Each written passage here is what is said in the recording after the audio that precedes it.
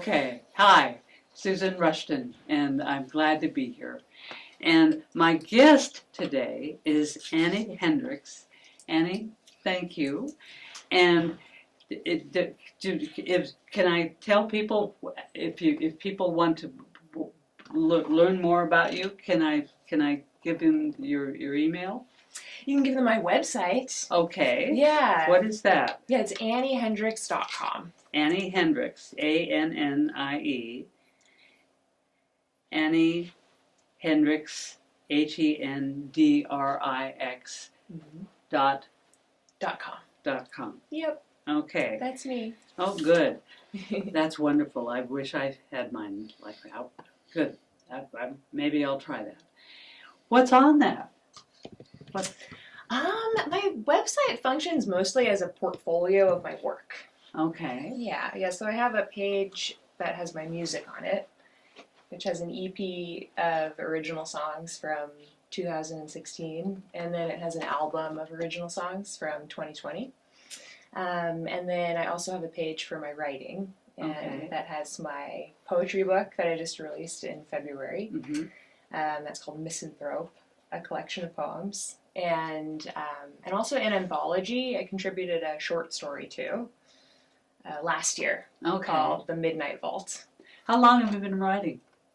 I've been writing for a very long time, since I was a teenager. Okay. Of my own volition. Which is yesterday. I like to say of my own volition since I was a teenager. And I'm in my 30s now. Okay. So about over 2 decades, I'd say, of my own volition. All right. But of course, I've done writing for longer in school. Okay. Yeah. What made you start writing?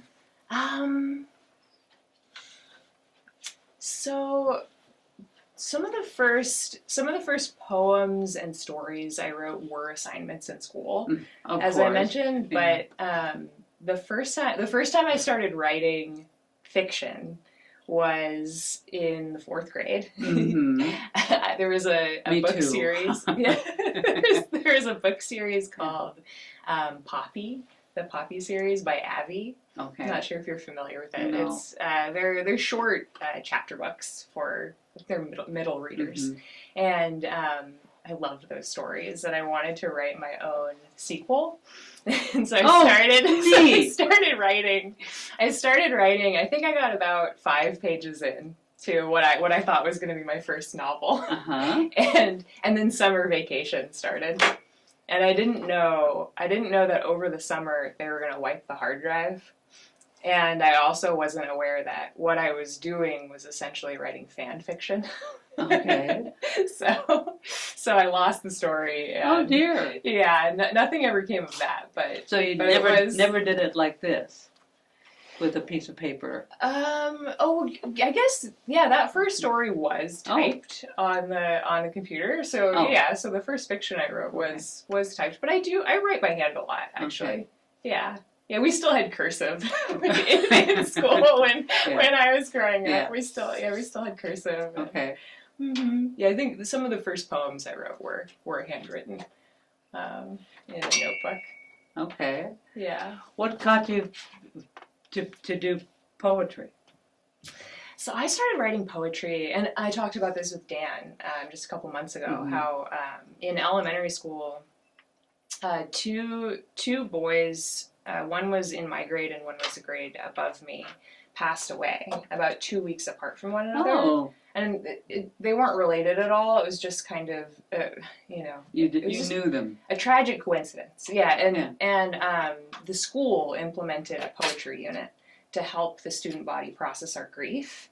And it was really effective. It was really helpful. And so a few years later, when I started going through my own stuff, I turned to poetry to process my thoughts and feelings, and never stopped. Yeah. Okay. And so let's take a look at your poetry group. Oh yeah. That's called. It's called Misanthrope, a collection of poems. Yeah. Yeah. Yes. Okay. Can you read one? Sure. Would you read one? Of course. Okay. Yeah. Let's see. I guess On the topic of grief, Okay. maybe I'll read the first poem in the Okay. question.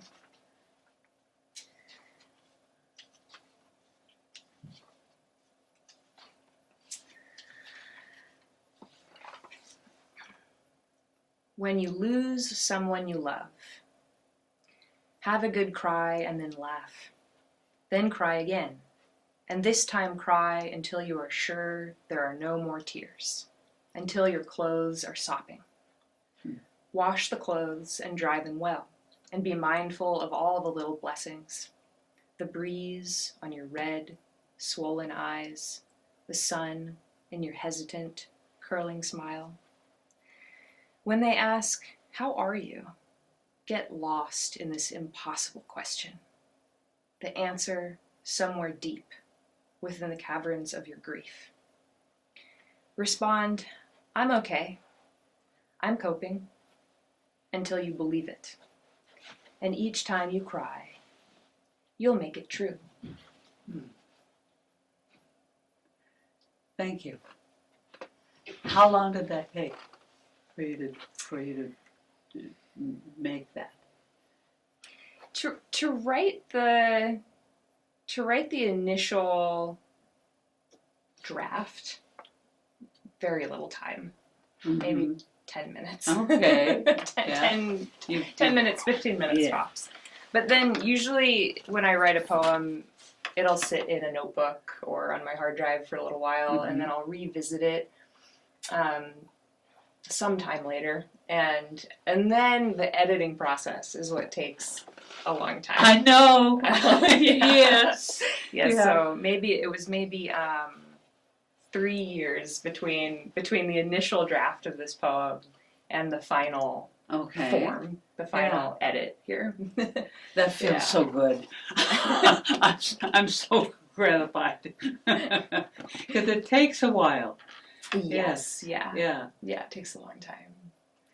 And do you? How old was the person that you were thinking about?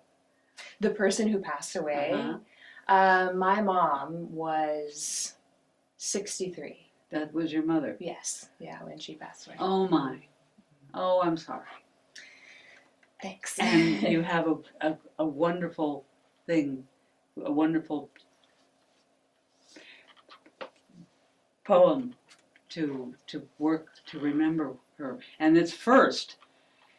I like that. That's beautiful. Thank you. I'm sorry she's gone, but she's still with you. Yeah, yeah. And what else kinds of poems do you have in there?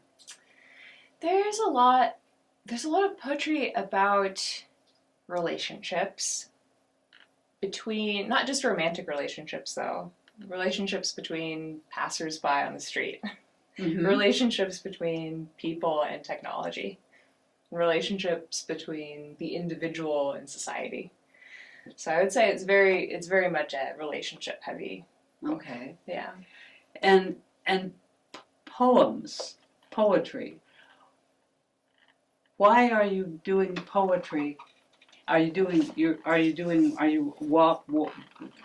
other kinds of things too? Yes. And, yeah. But it's different. It's different. Yeah, it's a bit different. It definitely takes me longer to write other types of writing, short stories. You know, there's more words. More words, so, yes. Yeah, so and the structures. People are talking and people are doing things and then yeah. you have to remember and yeah. Yeah, and the structures can be more elaborate. Yeah.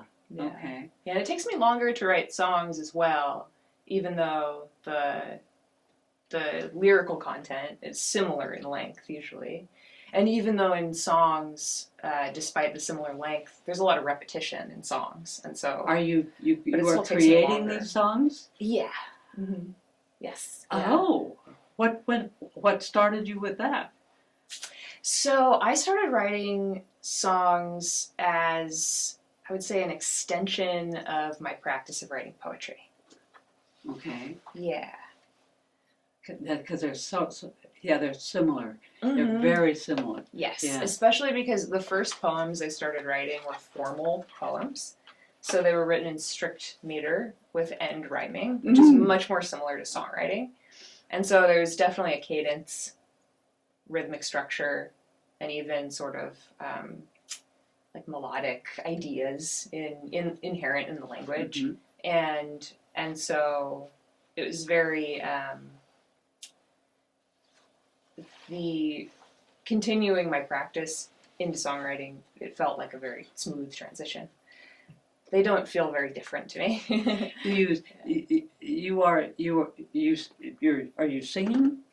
Yes. Okay. Yeah. Do you play? I do. Yeah. What do you play? So I grew up playing the saxophone, the alto saxophone, and then I started playing guitar pretty shortly after I started writing poetry, actually, as a teenager, as a young teenager. And then I've kind of always played a little bit of piano, just because we had one in my house growing up. There it is. But I had no formal training on no formal training on piano, no formal training on guitar. Okay. And then saxophone I did have a bit of coaching just from my sister, and played in symphonic band all growing up. But when I write songs, I'm primarily writing on guitar, sometimes piano.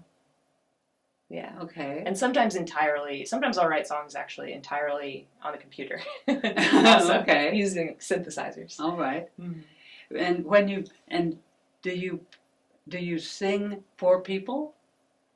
I spent about, I would say 8 years. I think about 8 years performing a lot and performing professionally. So I was doing a lot of Where? In the Bay Area and in Sonoma County. Okay. Yeah, I started in Sonoma County playing with different bands. Actually, first playing saxophone as a sideman in bands, and even though I was writing my own songs separately, and performing occasionally at open mics. But initially, people started hearing that I played saxophone, and everybody wanted a saxophone for their horn section. So but you can't sing doing that. Well, I always joke you can sing, but yeah, it's a technique. It's an extended technique called growling. Yeah. So it's not quite a singer-songwriter instrument. But yeah, so from there I started sing, because I was also doing backing vocals in some of those bands. And from there, I started singing with a jazz band in Sonoma County. And we played a lot at weddings and wineries and also local shows. Wow. We did a lot of performing. And there were a couple of original songs that we would play with them, that I would play with them. And I also sang with like Eastern European folk music bands and klezmer bands. Wow. And a lot of different types of bands in the Bay Area. And you are here now. How long have you been here? I've been in Auburn just since last November 2024. Okay. Yeah, and I moved to Folsom a few years before that when my mom passed away. Okay. Yeah. And are you singing now? Are you playing now? So now I teach voice and piano and guitar. Where? Primarily, actually, guitar and voice at Music Lab. Okay. You might know it. Here. There's a Music Lab here in town. Yeah. Yeah, so I teach there at Music Lab, actually here and in Rockland and Roseville. Wonderful. Yeah. Good for you. Yeah, but I'm not performing as much. The last performance I did was for a book fair for Gold Country Writers. That was last May. Neat. Yeah. Neat. Okay. Yeah. Okay. Yeah. And how long have you been involved with that group? Gold Country Writers? Oh yeah. I joined them almost immediately after I moved here. I met. There we were. Yeah. I met my friend. I'm in it. Yeah. Yeah. I was already a member of California Writers Club. And then when I moved here, I met my friend Brandon, who's in the poetry group with Gold Country Writers, and he told me about it, and so I immediately joined. Yes, yes. Yeah, because I figured, I can just walk to go to the speaker events and the critique groups and my poetry group, and yes, it's great. Yes. Yeah, I love it. How long are you often writing? Are you often writing? Yeah. So I've spent the last few years writing short stories and poetry regularly for an online audience, which has been interesting. It's not something I've done too much of. How can we previously. get that? Well, I'm on. So there's a website called Substack. Substack. Substack. Yeah. Dot .com. com. Yeah, Okay. Substack.com. Yes. Yeah, and it's actually it started out as a newsletter platform. So kind of an alternative to, it's kind of like a hybrid between MailChimp and Patreon, where you collect email subscribers and communicate with them, but also there's an option for to have a paid tier, so people can actually subscribe and pay to experience your writing or art, whatever it is that you're sharing. So I joined it because it's a hybrid between MailChimp and Patreon. Okay. And I didn't know I would be quite as successful as I've been on there in terms of actually building an audience that's been engaged. That's actually been engaged. Just from my experience on other social media platforms, you can post a lot and get very little real engagement. And on Substack, there's actually a pretty strong, supportive fiction community, especially, and also poetry community on there of people who they're actually reading. they're reading and they're providing feedback and engaging and buying each other's books, and it's pretty amazing, especially given that a lot of these writers are they're all over the world. They're people from all over the world. Wow. Yeah. So you can build an audience of all sorts of people. All sorts of people, readers from all over the world. It's really cool. Yeah. Yeah. Of any age. Yeah. Okay. Okay. Yeah. And what are you writing about? So I've been sharing mostly poetry and short stories. The poems they're very much based on personal experience. Poetry's in the nonfiction category for a reason. Poetry's often it's often based on personal experience, and then my fiction varies. It varies how much that's based on personal experience and how much it's not. A lot of it is I would say it's literary speculative fiction. So it's fiction that can cross. It can be a cross between sci-fi and fantasy, but then also include literary elements. What we think of as literary elements, where the story structure can be anything, rather than in genre fiction. There are some expectations as far as what the plot will be and how the story will resolve. Yeah. So my stories tend to be more literary in that there's not necessarily a set. I don't use tropes as much as you might in genre fiction. You don't use what? Tropes. I don't know what tropes are. Tropes they're just common. They're extremely common plot devices. Oh, okay. Sometimes characters, sometimes scenarios between characters. Okay. Yeah. Okay. Are you having? What do you do when you're having a hard time? I'm having a hard time writing. Well, I think the first thing I usually do is take a break. The first thing I do is stop. Stop. Yeah. So you aren't gonna keep paying. Right. Yeah. Because it should be fun, right? The process, or at least enjoyable. Fulfilling. The process should be fulfilling. Usually I take a break to refresh. Give it some time. I call it marinating. Let the material marinate. Step away from it. Come back with a fresh perspective and new ideas. I'm also constantly seeking out knowledge. It's part of the reason I love being part of Gold Country Writers and California Writers Club. I love attending the speaker events and constantly learning about the craft of writing. So sometimes I'll turn to notes from a lecture I attended or any one of my craft books that are on my bookshelf at home, and see if that might help Yeah, help yeah. a bit. Yeah. Yeah, and then of course it depends on what the problem is in particular. If I'm having trouble editing, doing a developmental edit, is on a short story, because you can actually do this with a short story. I'll print it out Yeah. and literally I'll cut sections, like cut and paste paragraphs and physically manipulate them and move them around. Can't really do that as easily with a novel, but you can do it. You can do it with short stories in a flash. So yeah, sometimes I'll do that. Okay. Yeah, to change it up a little bit. Okay. Do you, when you read books, other people's books, I have a hard time getting, if it's not perfect at the beginning, I can't do it. But I'm supposed to read the whole thing, but there are some things I just can't do, and I'm annoyed for me, and I'm annoyed for the writer. Why can't you do this better? So, are you writing? Are you selling stuff? I am, yeah. I saw my poetry book. It just came out in February, And so where is it? it's available.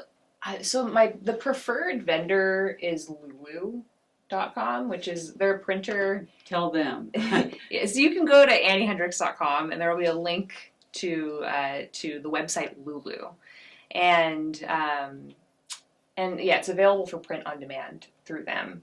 I prefer to use them because they're a certified B Corporation. It's more sustainable, and they also offer a fairer cut to the author versus other print on demand Good. platforms. Good. Yeah, so that's the preferred vendors. Yeah. Lulu. Yeah. Yeah. Okay. Yes. And so you're doing your poems. Are you selling your other works? A bit. I would say for definitely the anthology Midnight Vault that has one of my short stories that does sell, and then the music.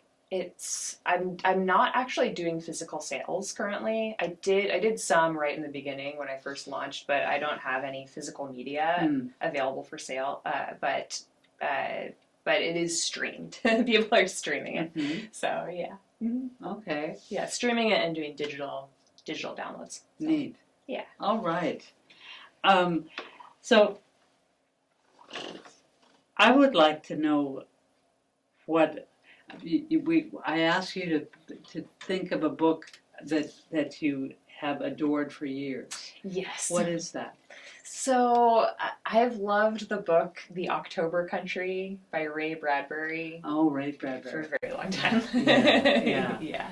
And return to those stories a lot. Yes, and you've read more of his stuff. I have, yeah. Yeah, I read Dandelion Wine and Fahrenheit 451, of course. Some of the Illustrated Man. I don't think I've read all of the short stories in Illustrated Man. Yeah. I liked him and a lot. Some of Martian Chronicles too. Yeah. Okay. Yeah. Yeah, he's sort of similar in terms of genre, where he writes literary speculative fiction. Okay. Yeah. When did you start reading him? I think I first discovered his work when I was, maybe 16. Okay. Yeah. Do you still have them? I do. Oh, I mean, good. I still have a copy. Yeah. The first copy I was checked out from the library. Yes. So Sure. I do have a copy, but not the first copy I read. But you found yes. Yeah. Yes. And there are some people. If I love a guy's work, and I see another one, yes. Yeah. I don't care what he's writing about. Right, yeah. Or she's writing about. Yeah. Okay. Yeah. I imagine I get it immediately, and there. Isn't it hard if you love the book, and you don't want it to end, and you have to keep reading it. and then I know. I know. okay, Yeah. okay. All right, we've had Annie Hendrix, and if you're interested, look at her for Substack.com, and I've been delighted learning about your reading, learning about your work, and it's been a pleasure. Thank you very much. Thanks so much for having me. Yeah, and thank you very much too.